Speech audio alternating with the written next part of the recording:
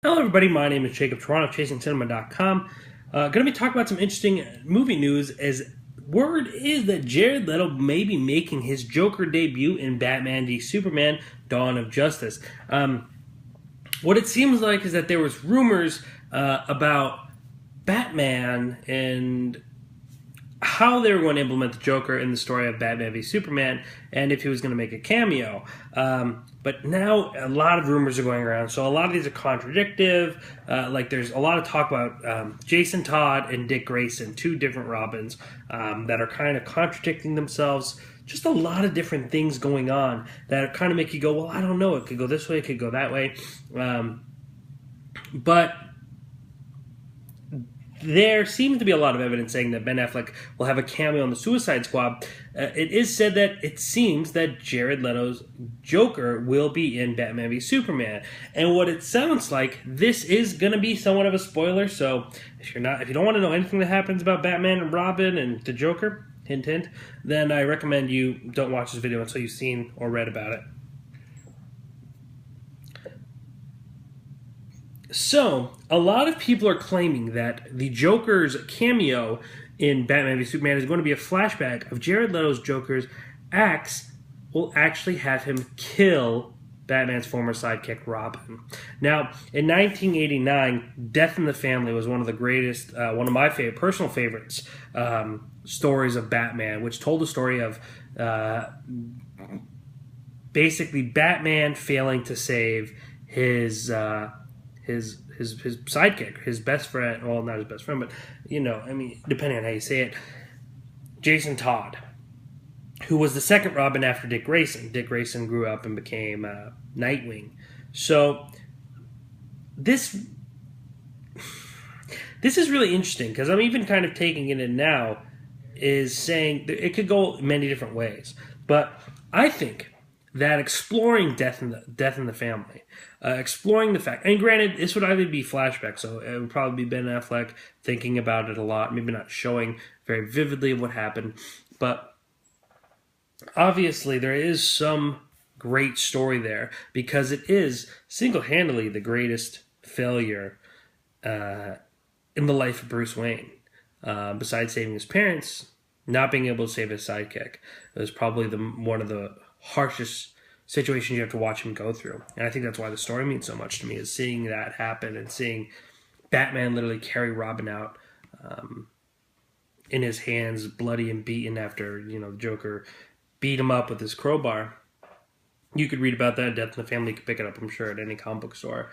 But there's a lot of this comes from the fact that we see a dead bird tattoo, which is on the right bicep of Jared Leto, as a picture of the Joker, which might signify the fact that he's talking about a dead Robin.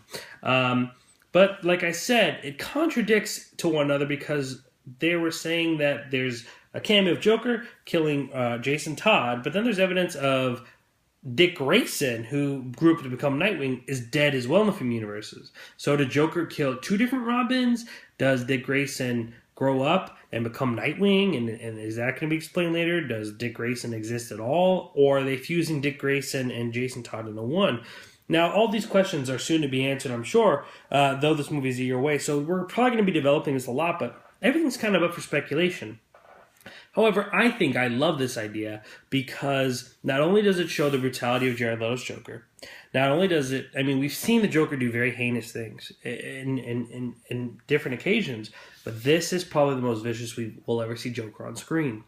And we get to see Bruce Wayne in one of the darkest places of his life. He essentially goes to the point where his parents died, that dark, scary place, and we kind of see a little bit of rebirth. It's a really beautiful story. I love that comic and that graphic novel now. You can buy it as a whole graphic novel. And I think it really kind of paints a picture for our new Batman and new Joker. I think it really kind of sets them aside and says, this is the world we're in. This is the dark and real sinister world for these characters. But at the same time, I said, what do you do with Dick Grayson? What are you doing with Jason Todd? Do we ignore that Dick Grayson never existed because he was, like I said, the first Robin who grew up to become Nightwing? Did he grow up to become Nightwing? Does he exist? Was he killed by the Joker? Is there 2 dead Robins? I don't know. And that's the problem with these kind of rumors, is that there's so many questions that all it does is make you research more and question more. And for some people, I'm sure they really love doing that. Me particularly, I would have loved to have been in the theater and experienced this and not knew about it and be like, oh my God, this is Death in the Family. I think that emotional connection and seeing that on screen would have been a lot more powerful, other than just reading it on the computer. But at the same time, I understand it. I understand people's demand for these movies. They want to know what's happening. They want to be prepared for what's coming. And I could understand that to a degree. Would I always advise it? No. Because sometimes movie rumors and movie news really can damage a film's purpose. And if there's a strong emotional point in a movie and it's revealed or spoiled online, it could really hurt that emotional feeling that director or filmmaker wanted you to have. And for me, that's not good. I really always wanted... that's why I stayed away from trailers for so long, though I'm obviously not doing that now.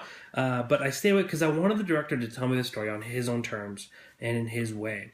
Now, granted, maybe the studio got involved from him telling his way. That's why there is director's cuts. But I don't want to find out things and reveal things that could be emotional affecting or powerful before it happens, because then I'm already cheapening the effect of when it actually happens. Now, some people disagree with me, and that's fine, because Louis, my co-writer, and James, our other partner here at Chasing Cinema, who's an amazing guy, would tell you that they like movie news. They like finding out about it. It makes them more excited for the movie, gets the anticipation going, which I understand. It's just not how I am. I'm someone that would rather just be hit with a surprise in the theater when I'm in the moment, when I'm in the movie, when I'm in the emotion, and let it strike me more. Because if this is the case, if this is real, if we're going to see Jason Todd murdered on screen, then I'm seeing it coming already. And I wouldn't be as shocked and maybe not as emotional. Well, I'll probably get emotional because it's such a big moment. But I wouldn't have that same effect. And sometimes that's why I wonder, is movie news for movies a year out or 5 years out or 4 years out really that good? Is it something that we really need? Is it making it harder and harder for movies to have an impact on us because we're reading about them before they happen? I don't know, but I think it's something to think about. What do you think? Do you agree with me? And what do you think about them doing the Death in the Family storyline of Joker killing Jason Todd and Batman v Superman? Let me know below here in the comment section. Hit the like button and show your support. And of course, hit that subscribe button, because each day I'm constantly updating you guys about movie news, casting details, movie reviews, trailer reviews. Yeah, another thing I also said I didn't want to do, but podcasts. A bunch of fun stuff. Today, Goodfellas, the iconic 1990 film from Martin Scorsese, turned 25, and I just did a video piece about that. Go check that out. Ladies and gentlemen, my name is Jacob Toronto. You can find mine and Chasing Cinema's social media sites here in the description box. Follow on Instagram, Twitter, Facebook, all that fun stuff. Ladies and gentlemen, thank you for listening, and please continue chasing cinema.